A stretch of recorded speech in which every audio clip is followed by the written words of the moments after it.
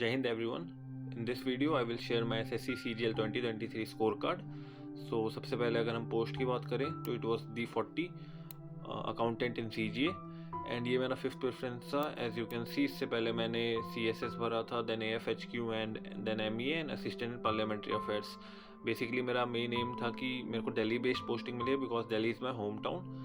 सो इसके बाद अगर हम पेपर 1 की बात करें तो आई स्कोर्ड 162.9 एंड अगर मैं इस पेपर की बात करूँ तो it was my first attempt as I have mentioned earlier भी.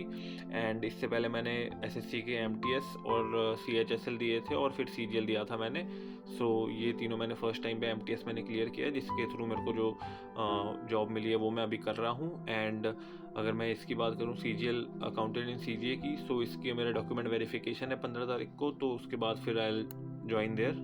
देन अगर मैं Tier 2 की बात करूँ सो मैथमेटिक्स में I score 69 and then reasoning में आई स्कोर 74 एंड ओवरऑल मेरा सेक्शन 1 का रॉ स्कोर था 143 एंड नॉर्मलाइजेशन अब की बार हुआ नहीं था बिकॉज एक ही शिफ्ट में एग्ज़ाम हुआ था.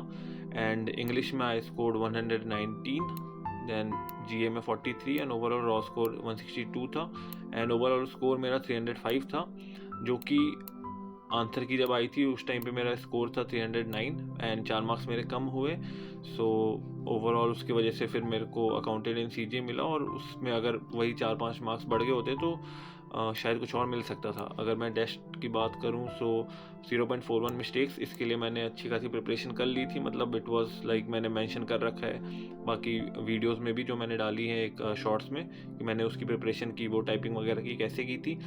कंप्यूटर में मेरे 40 स्कोर था विच वाज डिसेंट बिकॉज काफ़ी इजी आई थी. सो अगर मैं अभी की बात करूं सो अभी my plan is to firstly मैं अभी MTS पे वर्क कर रहा हूं. सो मैं इसको छोड़ के पहले मेरा वहाँ पे एक रूटीन बन जाएगा. उसके बाद फिर मैं जब अकाउंटेंट इन CGA का एक बेसिकली रूटीन हो जाता है उसके बाद मैं फर्दर ट्राई करूँगा कि मेरे को अब 4600 ग्रेड पे के लिए वापस से CGL देना है या फिर जो भी मेरे को करना है वो मैं बाद में बताऊंगा. और अगर मैं इस चैनल की बात करूं तो इस पर मैंने स्ट्रैटेजीज़ वगैरह शेयर कर दी हैं, सारे सब्जेक्ट वाइज स्ट्रैटेजीज़. और इसके अलावा भी अगर किसी को कोई डाउट है या फिर किसी को किसी स्पेसिफिक टॉपिक पे कोई स्ट्रैटेजी चाहिए तो वो मेरे को कमेंट पे लिख सकता है, मैं उस पर स्ट्रैटेजी बनाऊँगा. और उसके अलावा मैं जो भी अपनी इस चैनल के अंदर अब बेसिकली जो भी मेरी लाइफ होती है आफ्टर द सिलेक्शन वो सब मैं शेयर करने वाला हूँ. तो स्टे ट्यून्ड. और ये काफ़ी शॉर्ट वीडियो है मेरे को पता है बिकॉज मेरा DV है तो उसकी वजह से मेरे को अभी टाइम नहीं मिला है कोई भी डिटेल्ड